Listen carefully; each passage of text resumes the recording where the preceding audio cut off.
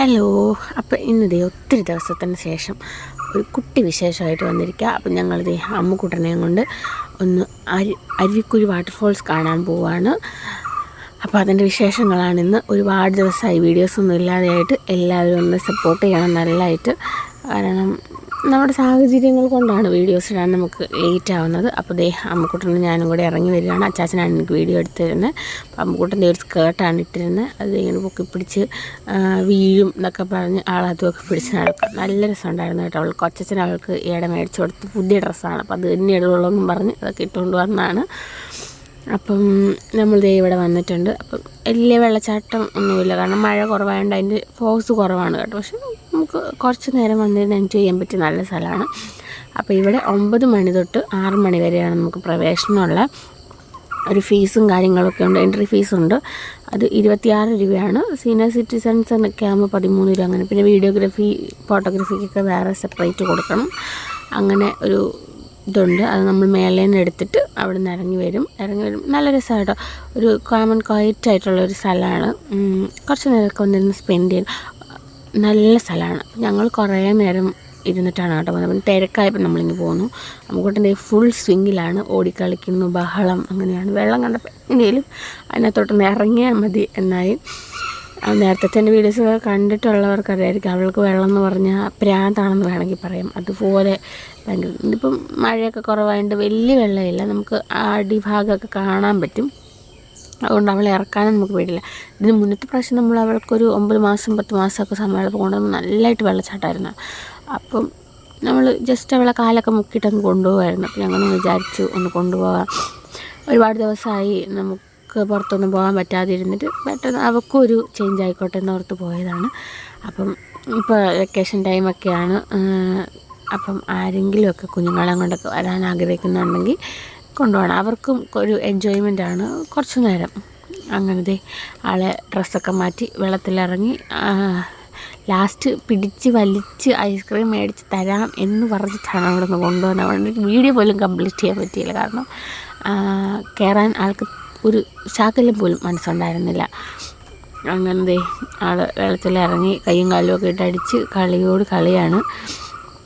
നമുക്കത് കാണുമ്പോൾ ഭയങ്കര ഒരു സന്തോഷമായിട്ട്. പിന്നെ അച്ചാച്ചനെ സംബന്ധിച്ച് അച്ചാച്ചൻ അവളെ അങ്ങനെയൊക്കെ കൊണ്ടുപോകാനും കാണിക്കാനൊക്കെ ഭയങ്കര ഇൻട്രസ്റ്റാണ്.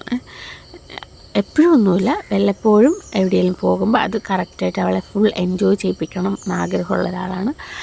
അപ്പം ദേ ഞങ്ങൾ വെള്ളത്തിലൊക്കെ ഇറങ്ങിയിരുന്നു. അപ്പോൾ അച്ചാച്ചൻ എനിക്ക് വീഡിയോ എടുത്തു തരുന്നത്. നല്ല സ്ഥലമാണ് കേട്ടോ. നമ്മുടെ ബാത്റൂമും കാര്യങ്ങളുണ്ട്. പിന്നെ ഒരു ചെറിയൊരു കോട്ടേജ് പോലെ കിടപ്പുണ്ട്. അതൊന്നും ഇപ്പോൾ വർക്കിംഗ് അല്ലെന്ന് തോന്നുന്നു കേട്ടോ. അതിൻ്റെ പണിയൊക്കെ ചെയ്ത് റെഡിയാക്കണം എന്ന് തോന്നുന്നു.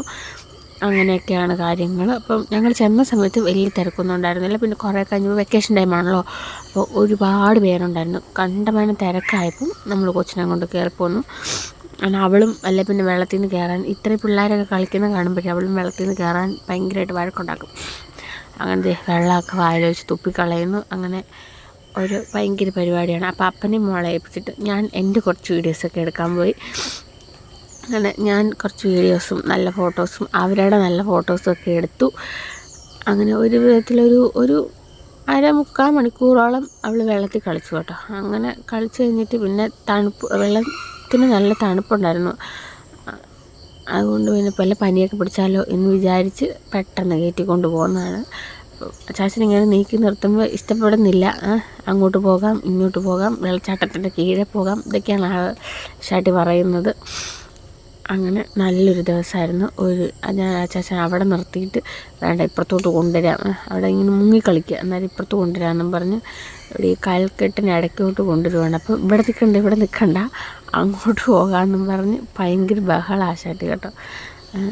അങ്ങോട്ട് പോകാമെന്നും പറഞ്ഞാണ്. അങ്ങനെ ഒരു വിധത്തിൽ പിടിച്ച് ഇവിടെയെല്ലാം നിർത്തി. നമുക്ക് കുഞ്ഞുങ്ങളുടെ കളിയൊക്കെ കാണുമ്പോൾ ഭയങ്കര ഒരു രസമായിട്ട് തോന്നും. അപ്പനും മോളും കൂടെ നടന്നു വരികയാണ്.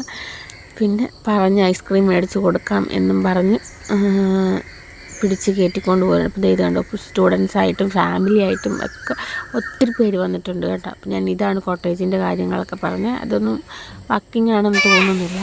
അപ്പോൾ അതെ നമുക്കിട്ടും സൂപ്പറാണെന്നൊക്കെ പറഞ്ഞുകൊണ്ടിരിക്കുകയാണ്. അങ്ങനെ ഡ്രസ്സൊക്കെ മാറി തിരിച്ചു പോന്നു. അപ്പം വേറെ പ്രത്യേകിച്ച് വിഷ്വൽസ് ഒന്നും എനിക്ക് എടുക്കാൻ പറ്റില്ല കേട്ടോ. അവൾ ഓൾറെഡി ഐസ്ക്രീം മേടിച്ച് കൊടുക്കാമെന്ന് പറഞ്ഞുകൊണ്ട് വഴക്കായിരുന്നു. അപ്പം ഇനി റെഗുലറായിട്ട് വീഡിയോസ് വരുന്നതായിരിക്കും. എല്ലാവരും സപ്പോർട്ട് ചെയ്യുക. അപ്പോൾ അടുത്ത വീഡിയോയിൽ കാണുമ്പോഴേക്കും